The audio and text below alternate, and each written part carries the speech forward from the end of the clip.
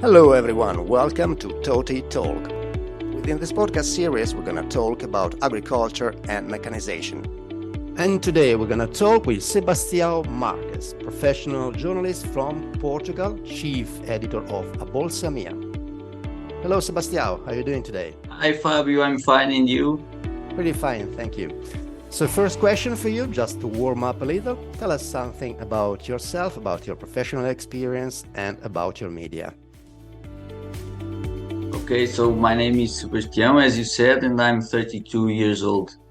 I live in Portugal, more specifically in Peniche, which is a town 100 kilometers north from Lisbon, the capital. Professionally, I'm a farmer. I grow vegetable crops, and I'm also chief editor at Abolsamia for 7 years now. So Abolsamia is a Portuguese media group. It was created in 1993, and we're focused on promoting the professionalization of the agricultural sector. We have a magazine, a buyer's guide, a website. We are present in social media platforms, and we are jury member of TOTI since 1998. Okay, Sebastiao, considering that you're a young farmer and a journalist as well, there is something else that I would like to ask you, and it's about new technologies. And I'm talking about robot, autonomous driving, digitalization, and precision farming. So based on your professional experience, what do you think about it, and how is the situation in your country?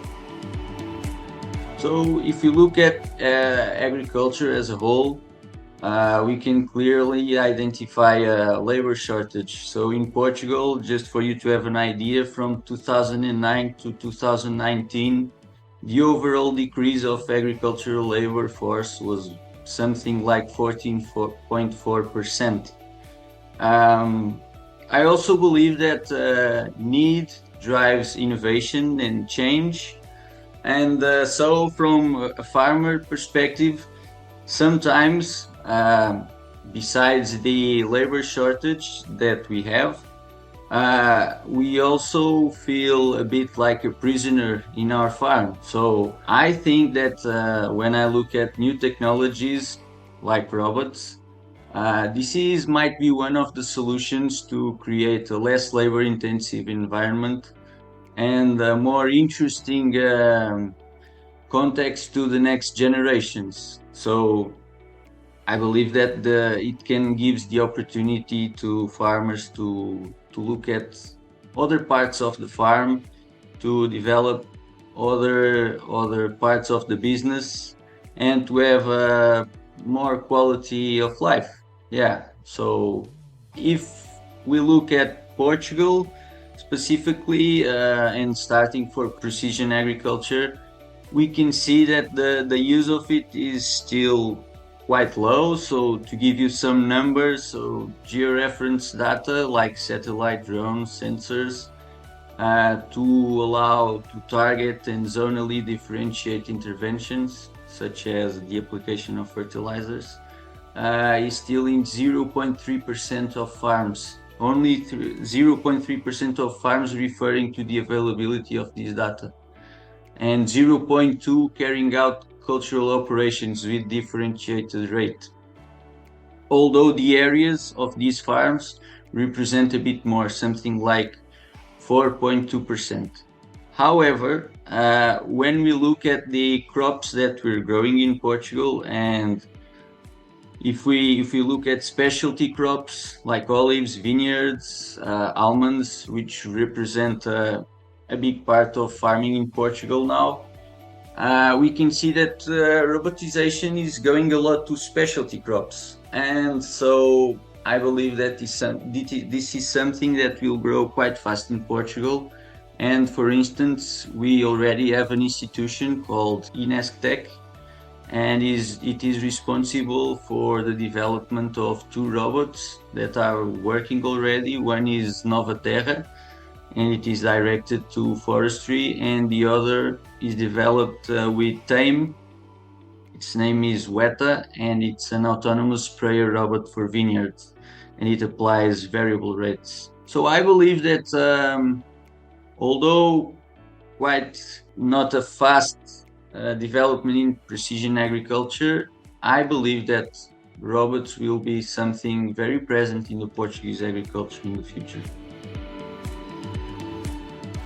Okay, thank you, Sebastiao, for this wide explanation. And something else that we are curious about, can you give us a general overview of the agricultural mechanization sector in Portugal?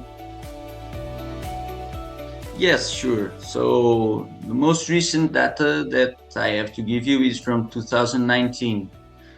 So at that time, 290,000 holdings were surveyed. So 50,000 less than in 2009. It's almost a 5% reduction. However, the utilized agricultural area increased by 8.1%, reaching 3.9 million hectares.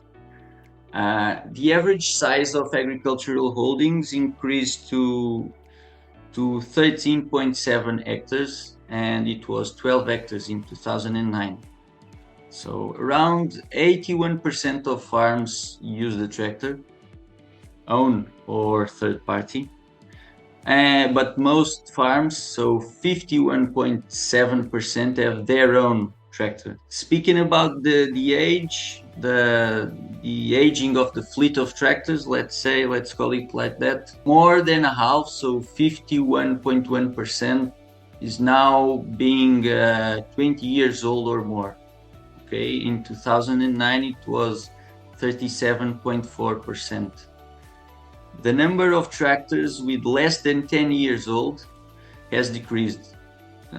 So in absolute terms, we're speaking about 18.5 thousand tractors. And in relative terms, it's less 12%. So when we speak about power segments, there is an increase in the importance of the most powerful classes, with 47% of tractors having 55 horses or more. Okay, so it's in 2009 it was 41%. Curiously, if we look at a specific type of machine, so grape harvesters, there was a very significant increase in the number of grape harvester machines in Portugal. It's a plus 247% compared to 2009. And the number of farms that use them, it's plus 285%. Okay, and it should be noted that more than 3/4 of the holdings that use this equipment did so by using third-party machines.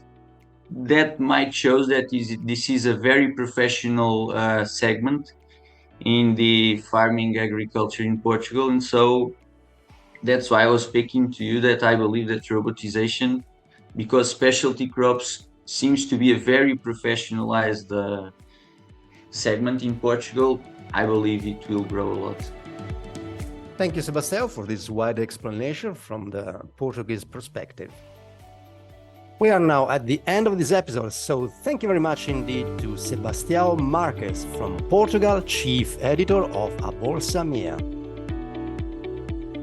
Toti Talk is the podcast powered by Tractor of the Year, the International Award for Agricultural Tractors. Follow us on our social media, and for more information about us, visit tractoroftheyear.org.